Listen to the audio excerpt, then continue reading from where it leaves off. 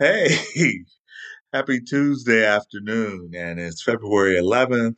And as I have enjoyed telling clients and anybody who will listen, that full moons last 5 days. So the 10th, the 11th, the full moon is tomorrow, the 12th, then the 13th and the 14th, Valentine's Day. And there's a part of me, oh hala, that I wish that I had done more research about the Chiefs. And, Aquarius full moon, the moon is in Leo. And I bring up the Chiefs and the Eagles just for one quick point that we learn from everything. Every intentional act is a magical act. That's Aleister Crowley. No matter what think about him, uh, universal truths often are use us humans to communicate them, and we're here to separate the truth from the actual individual who might speak it, right? Uh, but Aquarius time of year with Leo, the Aquarius axis in the Leo energy is about individual effort and the collective. And I bring up teams and sports and the Crimson Tide and the Lions and the Kingdom and the Eagle, all of that to say that we look at the places where we do the group we where we get caught in a collective thinking, whether that's our tribe, our family, our race, our gender orientation, because Aquarius can splinter itself off in that way, and particularly get into the us versus them, because it's an air sign where duality exists in the left hemisphere of the intellect. Gemini and Libra know this well.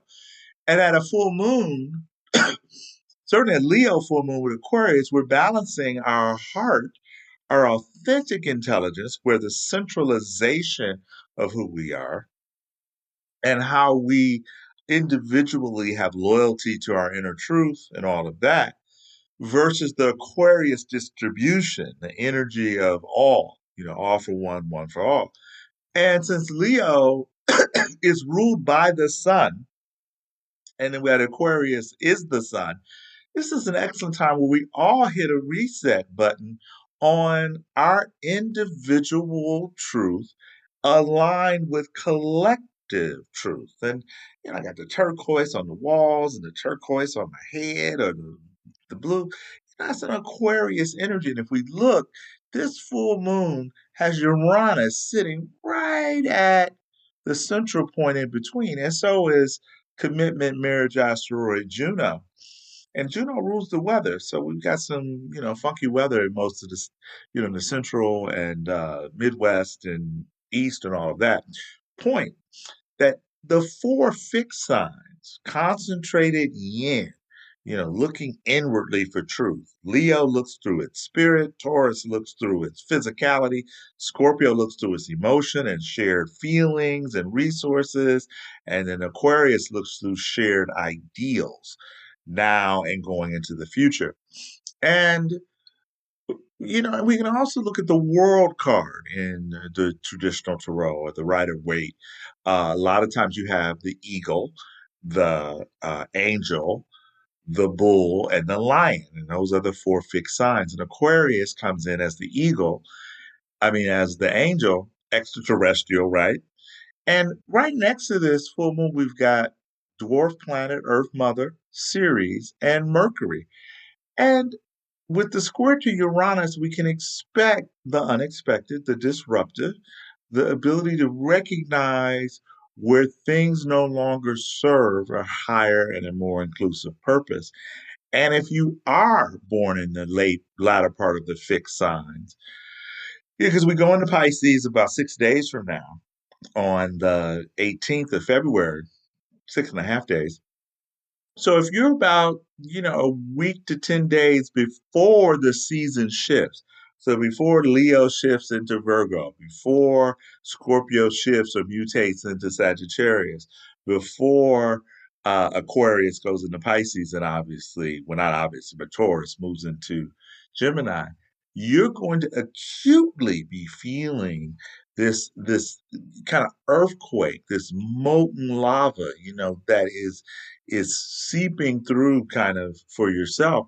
So those of you may be restless and hankering for something more. And part of Aquarius is transparency. It's the freedom from multiple agendas. What you see is what you get. And the aspect of Aquarius that really brings it home for us mortals, so to speak, is the part of Aquarius that may not be as, erotic romantic. They may be, ends justify the means, or in terms of getting their needs met, right? Or becoming indispensable where you just give them things. The thing about Aquarius, though, is freedom and transparency. And with Pluto, other dwarf planet, and mythological enemy to Ceres, because he snatched her innocent maiden daughter Persephone into the underworld, and Hecate the crone saw that. So there's a triple goddess energy wherever Ceres is, and she's hovering right next to the sun and with Mercury. So we're all kind of going inside to midwife or to look at how we do our attachments. Yes, an Aquarius and the fixed cross, Taurus, Leo, Scorpio, and Aquarius. And whether you count Juno in Scorpio as the fourth leg of that fixed cross, because she's an asteroid, no importa. You know, the importance is that planets and energies are in those other three fixed, the air, the earth, and the fire. So Scorpio being there's no planet, but the energy is there. So part of it is our commitment to the soul. So the first loyalty is to our inner truth, or as the Christ consciousness says, love your neighbor as yourself. And the neighbor is your inner truth. Being clear, attaining clarity about your motivations, your illusion of separateness, the vanity that we're separate in the first place. And the planet that gets us to act on said vanity or the illusion of separateness is Mars. And he's been retrograde for the last 66 days since December 6th. And he has approximately 12 more days left where he goes direct at 1718 Cancer on February 24th. So he's slowing down. You can see him in the aligned with he's over here in Cancer. So you can see him, or you could have seen him in the last couple of days aligned with the moon. Uh, but the point is that Mars in Cancer is the tribal part of us, the part that believes in those ancestral stories. Because, the North technically won, yes, won the Civil War, but the South won the story of the Civil War, the lost cause, the erasing that slavery was even the cause of. So it's he who tells the story to the children, to the future generations that last. And Leo moons accentuate the heartfelt, the less return to innocence of children, right? And so this full moon with Uranus sitting at the fulcrum point is about how do you disrupt the collective voices, the status, the attachment to money or to the physical world in order to fully bring in truth. And, Uranus will change signs on July 7th, moving from Taurus to speedy as Mercurial Gemini, and he'll be there for about 4 months this year. Neptune changes signs next month on the 30th, and here he is at the very last degrees of his home sign, uh, Pisces, and then Saturn changes signs from Pisces into Aries on May 24th. So with these outer planets moving, we can pretty much know that we're preparing a portal, a bridge from one state to another. Neptune next month goes into Aries, new beginnings, and he was there 164 years ago on April 12th, 1865, at the beginning of the Civil War. No, I am not here suggesting that we're going to have another physical brother against brother, North against South war. The war this time is internal. It's our ability to dissolve our ego conflicts from within first. Aquarius says all that is thought is felt. Aquarius as an air sign, but the symbol of the Prometheus water bearer, Prometheus, foresight. Aquarius takes the collective feelings, the collective thoughts, and contain it as memory. And then when it's in its stateswoman, its statesman, its futuristic self, its idealism is in the moment. So Aquarius takes the history, takes all of the imagined slights and puts it in that and bears them, puts it in that container. That's why they can mind fuck so well because they have such a good memory of those emotional slights. You know that Alanis Morissette joint, Uninvited, I mean, just listen to it, uninvited, an imagined slight, which ego. And if your pride is wounded, it means you had pride in the first place. And with Chiron, Mr. Wounded Healer, being an Aries, we are all quick to have wounded or to carry wounded pride of our ancestors. And Chiron was in Aries in 1776.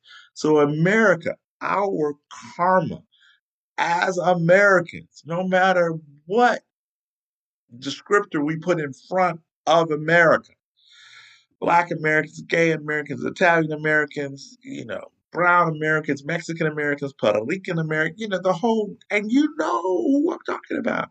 Because we had these conversations about how we differentiate ourselves. But without a unifying Neptunian dissolving principle, that Chiron in Aries, here it is.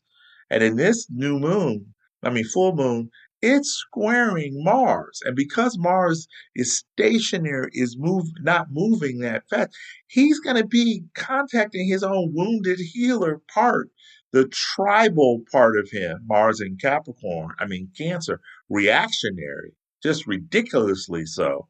Kind of, I'm the decider. You remember that from W. He was a Cancer. So that gut, using the gut feeling without any corresponding knowledge. Yes, Cancer, you're at the source of feelings. And I'm the last person to tell you that you're not to honor your feelings. However, every intentional act is a magical act. You can intend to be reflective. You can intend to use the air signs of humanity, the Gemini nourishing twins, our raw material, the Libran values and ideals, weighing things. Anubis on one scale, god of the dead underworld, shades of Pluto, with my eye. Egyptian goddess of justice, the other scales. And then the last air sign, Aquarius, Promethean, foresight, water bearer, containing the feelings, angels. And once you put all that together, that Mars in Cancer over there, the wound is like physician, dude, girl, yeah, woman, heal thyself. And one of the ways we heal is that we leave the binary. We get beyond the good and evil. We stop pointing outwardly because Aquarius conjunct Earth Mother Ceres, Sun and Earth Mother Ceres, and Mercury. Remember, Mercury went into that in that myth. He went and negotiated between Pluto and Neptune, and all of those original three masculine energies. Pluto, Neptune, and Jupiter in order to get Persephone out of the underworld. And Persephone, on one level, represents our innocence. I know I've gone on a little bit longer than you might like. However, my point here is that we are at just an amazing transformation, getting beyond just seeing our physical form. Paradox, paradoxically, God, if I could get the word out, there is a paradox about our attachment to our form, to our group, to our tribe, to our jobs, to what have you, shit, even to the Chiefs. But then there's this transformation of looking at the larger picture. You know, the fact that the Philadelphia Eagles are voting on whether or not they're going to go to the White House. And, you know, no matter what you think about that, what are the lessons in that? It's very Aquarian, very team oriented. And there are lessons in understanding how do we put our own individual spirit while being loyal to our individual spirit and truth, but we lay that on the table freely for the teams, the family, the chosen communities that we belong to. And the more that we be our longing, then we belong to ourselves and we create the space for other people to feel that way as well because they sense the turquoise like that turquoise freedom of the Aquarius age that we give everyone the space and the time to develop a relationship to their inner truth. And as the hierarchy, Maslow hierarchy of needs, you know, the more that our basic survival needs are met, we can perceive our self-actualization and our belonging needs as well. Venus goes retrograde. I'll be talking more about that as well. But right now, I'm just going to stop and just say, allow your higher and inclusive selves to embody, to come into the body, because we'll need it, particularly over these next several months as these transpersonal, generational planets move from one side to another. Thank you for listening.